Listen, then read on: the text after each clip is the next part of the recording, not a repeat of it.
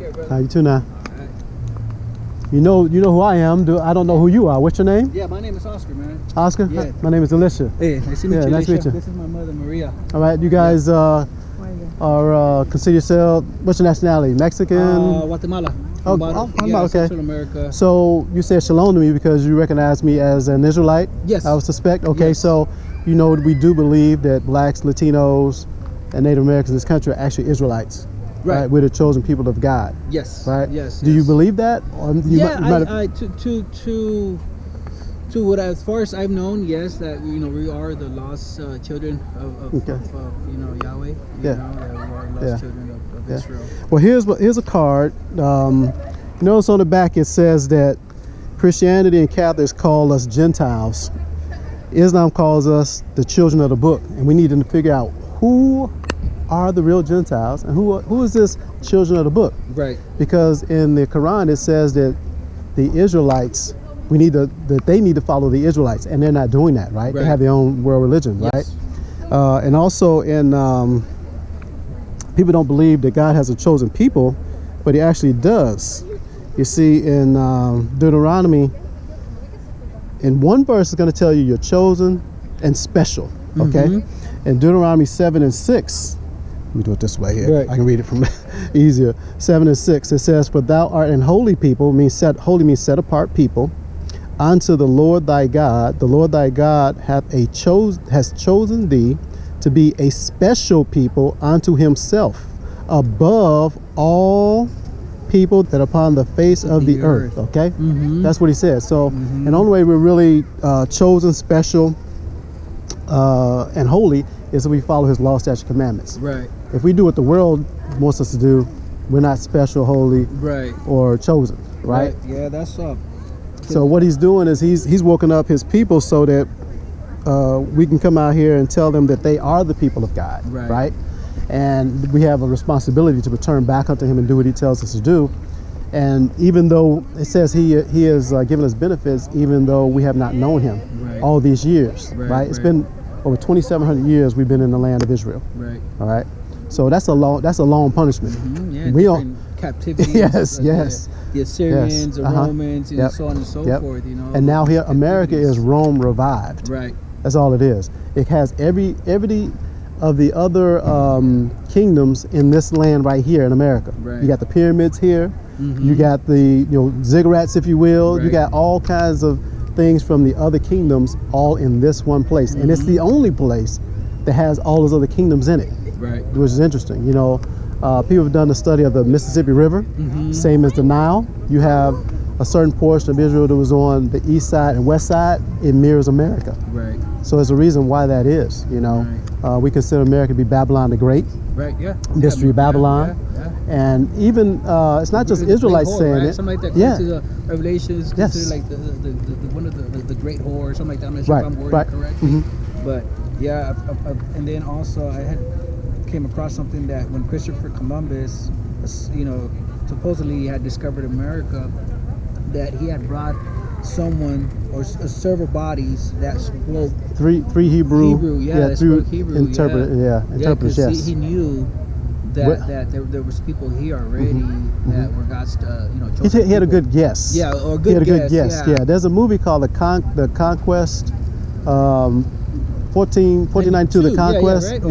Conquest 1492. Yeah. That movie kind of explains his methodology in his mind. He used the Apocrypha, Second Esdras, to actually figure those things out. That hey, there is a land beyond the sea. That took a year and a half to get to. And by boat. If you go on a cruise from here to over there in Africa, following the currents. If it went around the full circle, because the currents actually do this on the Atlantic, then it would take about that time. So especially coming from out of, I'm a retired Marine. Spent 30 years in the Marine Corps. I sat on the Tigris River in Babylon. All right. So it gives me a different perspective, and insight into it, because if you come out of that, out of Euphrates and go into the Gulf of the Persian Gulf, then you come on down Africa and come back up around it. Yeah, you can up here in America. The currents do that for you automatically, But we have a responsibility to return back and to follow his law, statutes, commandments. And when we do that, then it's called practicing the righteous acts in Judges 5. Right. When we do that, then he will start to do things for us. Right. That's where it works. It doesn't mean we won't suffer things, because we still have suffering, in our minds, bodies, and spirits, so do our family members, so on and so forth. But we are going to be given so many more things than we could ever imagine. Isaiah talks about that. I have not seen or ear heard of the wonderful things the Lord has prepared for us. Right? So, and to make a point, everything that you see the Europeans having today, because we do know the Europeans rule the earth. Right. Everybody knows that, right? Yeah. They'll tell you, right? That's certain. Yeah. And everything that they have, the Lord did that just to take care of his people. Do you realize that only the nations that had the Israelites in captivity ever rose to prominence? If you look at the Bible, the Egyptians, the Assyrians, the Babylonians, the Medo-Persians, the Greeks, the Romans, and Roman today. So, if that's the case, well, who are those Israelites? Right. That are in captivity. Yeah. And now people say, okay, you got a job, you can have a nice house, eat nice food, and all this other stuff that you're not in captivity. But you gotta understand what happened when they released the blacks from slavery over here. And I'll talk a little about what they did to Mexico, to Central South America. What they did is they wouldn't pay them, they wouldn't employ them, they wouldn't pay them. Now we're in a paid position for labor. But look at the majority of the jobs that we have as blacks, Latinos, Native Americans are low wage jobs. Right. There's a small percentage that are making some money. You got a lot of black women in government. There's a lot of Latino women in government because they know that's where the money is at. Right. Now let's go to the Mexicans, South Americans, and Central Americans. Well, they were conquered by the conquistadors, the same European, the Spanish, the Spanish form of the European, or the tribe of Europeans. And what they did is they got rid of all the darker skinned children. They murdered them. Yeah. And there's books all about this, right? Yeah, they bash their heads against stones. They burn them at the stake. They're fed to dogs. Yeah, and it's, I'm glad you know the history, because a lot of when we speak to the Latinos, they don't really know that history. Yeah. Because they're the same conquerors. Because Spain came up here too. Oh yeah. Right. They were the first ones here, but they were here before the British. Yeah. Spanish territory. Yeah. All Louisiana and all that, and certain parts of the South. And Florida, and that was New Española or something like that. And then, the Lord put on the spirit of the British to conquer the French and the Spanish. Right. And they did their manifest destiny, went all clear across over here to California, right? And then they ended up making their little treaties to divide up Africa with resources, because those lands over there in Europe have no resources. Right. Right. They're pretty much empty. Now, what they have so-called ideas of technology where they can grow some foods, but the bulk of their food they really get from Africa. Right. They do exports from Africa. Everyone's exploiting Africa for natural resources and mining supplies and all kinds of stuff. China's in there, Europe's in there, United States in there. They're just exploiting everything out of Africa. And I told a lot of people, I said, Africans, sold other Africans into slavery. And I said, no, but if you really kind of do your research, I said, look, man, a lot of the Israelites fled into Africa when when the Romans destroyed Israel. So they fled into Africa. I don't know how many millions, and they mixed around other people of dark complexion, of dark skins, but they weren't the children of Israel. I said but they knew that they were Hebrews, so that's why they gathered them up and they sold them into slavery. I said that's where that transatlantic slavery trade first started. To the Portuguese and the Spanish, and then to the other Europeans, the Dutch and the Roman Catholic Church, which a lot of our Latino brethren like to adhere to for that religion. They were the major proponents of slavery. They the ones signed off on it. They said anywhere that Spain went and conquered, the people you went to could be in perpetual slavery. Do you know that the authority of that papal bull still exists today? Oh yeah. I happened to look this up on the UN Charter. The UN Charter still has respects to doctrine of discovery, which the Roman Catholic Church is when it came up with it. Wherever those Europeans went, they could conquer, and anybody that they found there was to be put in perpetual slavery. The papal bull is called Dum Diversus. Okay, and there's another papal bull as well. That was Dum Diversus, I believe, by Alexander VI. He was a Spaniard, right? It's interesting. He in Italy, all right, but he's a Spaniard, right? He ended up coming up through the Catholic ranks, and there's some actually his real name, because these people change their names too, by the way.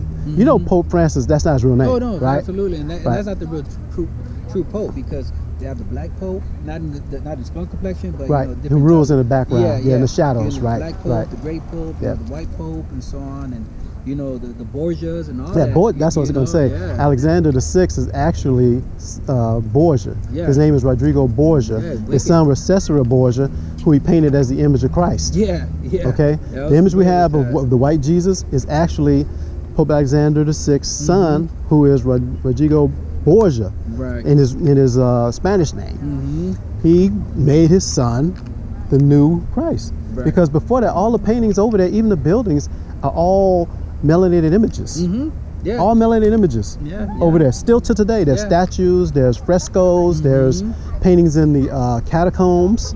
All this information there. The hieroglyphs in the pyramids. Because I would tell people all the time, like I said, well, I mean, you know, I think the angel told Joseph and Mary to flee into Egypt because they were going to kill all the first you know, born children, you know, all males. So every time I said the Israelites had issues, they had problems, they get persecuted, they will flee into Egypt or to certain parts of Africa to mix with other dark complexions because they're like, we're going to mix. I said, so think about it, man. No one 22,000 plus years didn't look blonde and light skin and blue eyes. That's all mutation, bro. You know, genetic mutation. I said they were all people of complexion. You look at the hieroglyphics in Egypt, you know, there are people of color, you know, with kinky hair and people of color. I said, so that's why they fled into Egypt to avoid that. I said, look at Joseph. He fled it. He was what, like second in command or something like that? You know? In Egypt, yes, he was.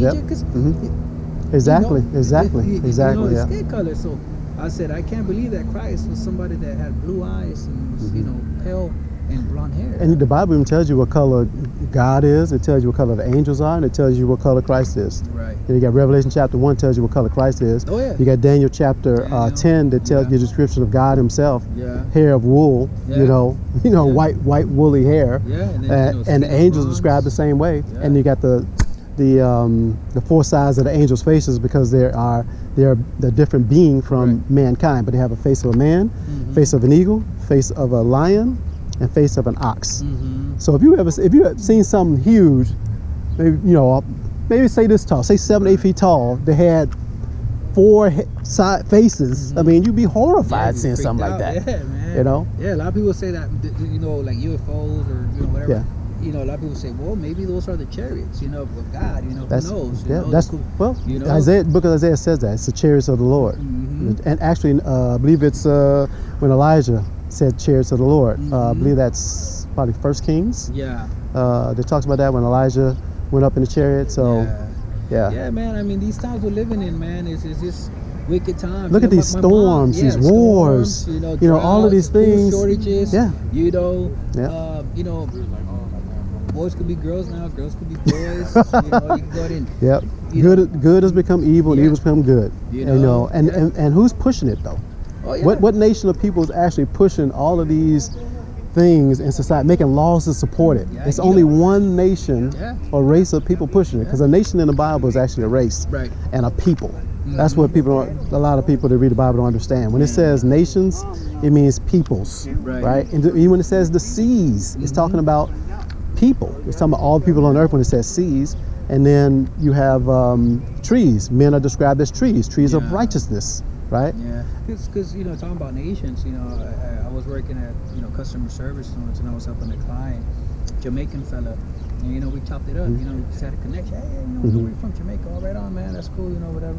And then, you know, I asked him, you know, like, hey man, what's your you know, nationality? And, you know, he said, like, you know, at first he said black, you know, and I was like, well, you know, black, it's not a nationality. It's a color, yes, right. I never met no one that's black. I said, you know, you're a darker complexion than brown. I'm brown too, you know, maybe a lighter shade of brown, but, you know, there's no such thing as black. He was like, I said, because think about it, the Chinese have China, Japanese have, you know, Japan, and Egypt has, you know, so on and so forth.